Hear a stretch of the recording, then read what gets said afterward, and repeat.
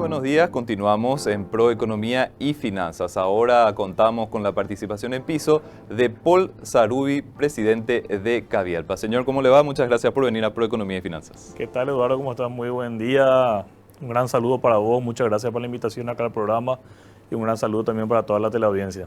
Señor, le queríamos consultar desde el ámbito privado cómo están observando toda esta dinámica del presupuesto general de la nación, teniendo en cuenta de que el presupuesto es un elemento que no solamente afecta al sector público, no solamente afecta a las instituciones del Estado, sino que esto tiene mucho que ver también con el desempeño del sector privado, afecta a la ciudadanía y tiene mucho componente en cuanto al gasto, la inversión y cosas que generalmente se van analizando. Puntualmente, ¿cómo observan todo el debate que se da en torno al presupuesto y el preocupante aumento del gasto público que se está teniendo, sobre todo en los últimos años?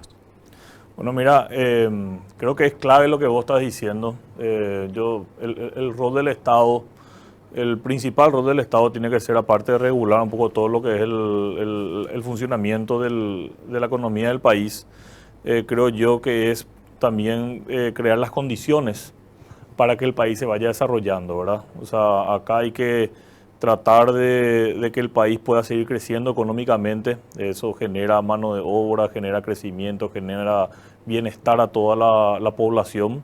Y mucho de todo lo que se pueda hacer para ese crecimiento económico del país va también por la forma en la cual se encara el presupuesto del Estado, ¿verdad? El Estado es uno de los mayores contratantes, o es el mayor contratante que tiene el país por un lado, y eso genera mucho volumen de trabajo, y por otro lado, como te digo, regular también todo lo que son las inversiones privadas, ¿verdad?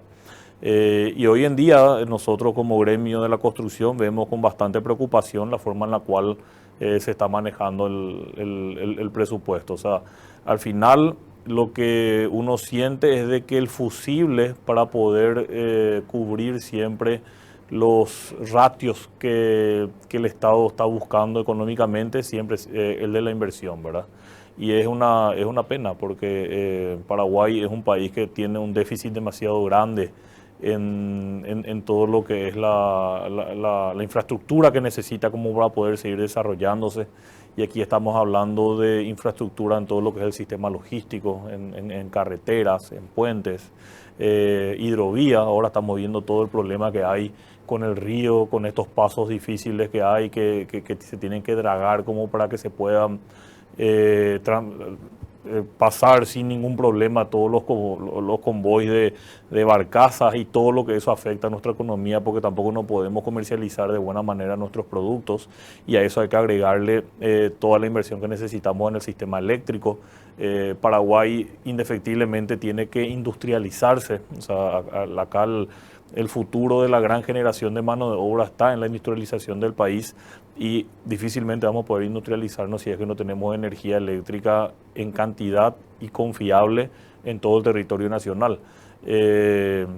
Somos los mayores generadores de energía renovable del mundo, tenemos energía de sobra, pero muchas veces cuando viene una empresa y quiere instalarse como para poder generar una industria, no puede instalarse porque no hay disponibilidad de energía. Entonces es muchísimo todavía lo que tenemos que invertir en todo lo que es el sistema energético, y a eso hay que sumarle también todo lo que falta en infraestructura de educación, en infraestructura de salud, y en infraestructura de alcantarillado sanitario, de saber pluvial. O sea, es mucho, mucho, mucho lo que todavía nosotros tenemos que hacer en el país. Acá estamos hablando de que hay un déficit en infraestructura como para poder ponernos a tino con los demás países de la región de por lo menos 30.000 millones de dólares. Nosotros hoy no estamos llegando a los 1.000 millones de dólares por año en inversión. O sea, si le calculas eso, necesitas 30 años de inversión por lo menos para ponernos a donde tenemos que estar hoy. A eso tenés que agregarle todas las nuevas necesidades que van a ir saliendo, y a eso tenés que agregarle todo lo que hay que invertir en el mantenimiento también de toda la infraestructura. Entonces, te repito, es preocupante porque verdaderamente el presupuesto no da para hacer todo lo que se debe hacer. El presupuesto o el proceso del presupuesto 2023 tuvo una particularidad, que en el tratamiento en el Congreso se reprogramó desde obras públicas para otros gastos salariales, ¿verdad? Este tipo de mensajes son un poco peligrosos o contraproducentes para el país, teniendo en cuenta de que justamente lo que está mencionando, necesitamos inversión en infraestructura muchísima, y pasar recursos, de los pocos recursos que tenemos, para gastos salariales, no es el mensaje que se tiene que dar ni para la ciudadanía ni para el sector privado. Absolutamente. La calidad del gasto público creo que es un tema pendiente que tenemos que tratar entre todos. Estamos en un año difícil también, ¿verdad? Porque es un año político, un año electoral, en el cual a veces es difícil tomar decisiones con respecto a eso.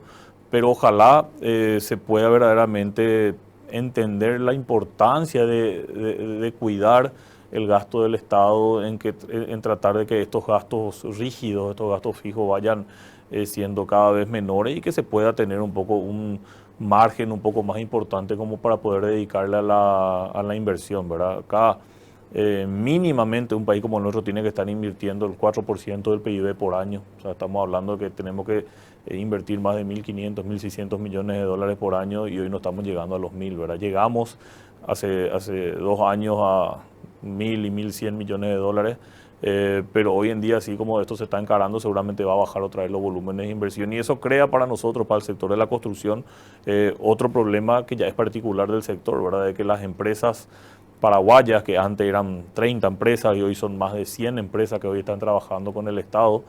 Son muchísimas empresas nuevas que se crearon y muchas empresas también existentes que crecieron mucho en inversión. Son empresas que hoy tienen esa potencialidad como para poder ejecutar esos volúmenes de obra y hoy no hay obra para todas. Entonces, muchas empresas se endeudaron mucho para comprar toda esa cantidad de equipamientos, contrataron mano de obra, capacitaron mano de obra. Tener un funcionario que trabaja en una obra no es un funcionario sin ningún tipo de preparación, son personas altamente capacitadas, que cuesta capacitarlos y cuando no tenés los volúmenes de obra en el país como para poder cubrir con toda esa cantidad de funcionarios que hoy hay, y bueno, hay mucha gente que va a tener que quedar sin trabajo, va a tener que quedar buscando otras alternativas como para poder llevarle el pan de cada día a su familia.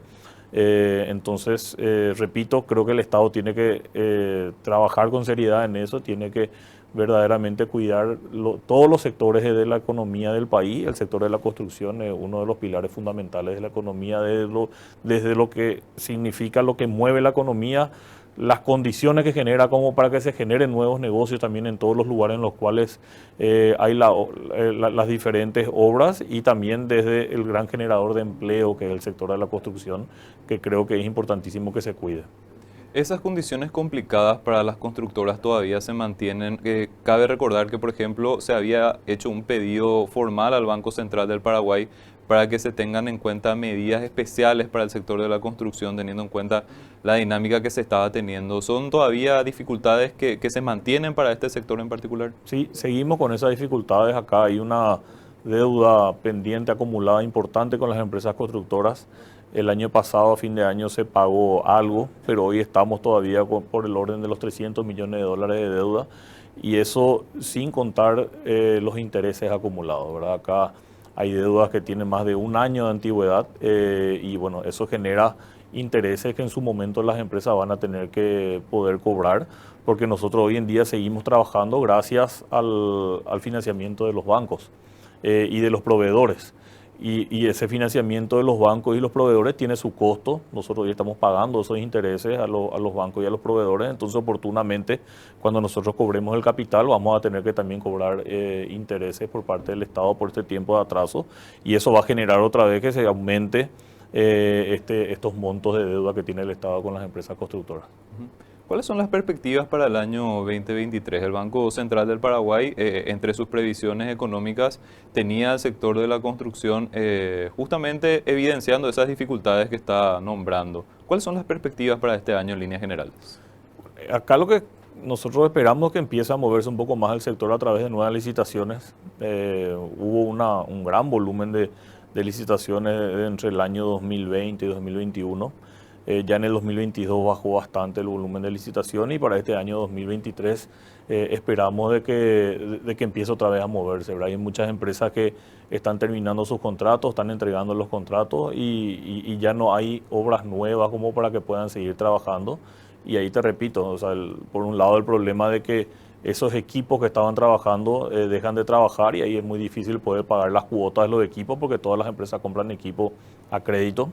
Y por otro lado, toda esa masa empleada para poder ejecutar esas obras, bueno, va quedando sin posibilidades de nuevos trabajos y eso genera también un problema social muy, muy grande, ¿verdad? Hay números que dicen que son números estadísticos oficiales que en el sector de la construcción el año pasado bajaron más de 40.000 empleados en lo que transcurrió el año, ¿verdad? Ahí estamos hablando del sector público y del sector privado, pero la verdad que el sector privado yo no veo que haya una disminución en los volúmenes de obra, o sea, fue más que nada en el sector público. Y ahí es donde tenemos que trabajar. Podemos nosotros siempre hablar de problemas, ¿verdad? Pero también hay que ir buscando las soluciones, ¿verdad? Y claramente desde el gremio nosotros estamos seguros de que la solución a esto es verdaderamente encarar de una manera seria la inversión privada. O sea, en otros países parecidos al nuestro, en los cuales también habían limitantes presupuestarias, esto se solucionó a través de la inversión privada. Acá nosotros tenemos leyes como la ley de concesiones, la ley de APP, esas son las leyes, la ley 5074 de llave en mano. O sea, hay que tirarle al sector privado también la responsabilidad de poder conseguir esos fondos para poder invertir en infraestructura, que el sector privado también pueda generar proyectos, porque también ese es otro déficit que tenemos. Nosotros no tenemos en el Estado, en el país, un banco de proyectos con todos los proyectos que se necesiten como para ir encarando todos estos planes, estas políticas de infraestructura que necesita el Estado, y el sector privado es un gran generador de proyectos. Entonces, a través de la ley de APP o a través de la ley de concesiones, el sector privado puede ir presentando diferentes alternativas de proyectos, pero el Estado tiene que estar capacitado como para poder evaluarlos y ir dando la viabilidad y la factibilidad como para que esos proyectos de concesiones o de asociaciones público-privadas puedan ir adelante. En eso tenemos que trabajar. Nosotros como gremio estamos siempre dispuestos a formar una mesa de trabajo con el Estado y poder aportar también lo que nosotros sabemos, como para que de esa manera se puedan generar estos volúmenes de inversión que se necesitan. Señor, le agradecemos muchísimo su tiempo y esperamos contar nuevamente con usted en este espacio. No, muchísimas gracias a ustedes. De vuelta, gracias por permitirme estar acá en el programa y un gran saludo para vos, para todo el equipo acá del canal y para toda la teleaudiencia.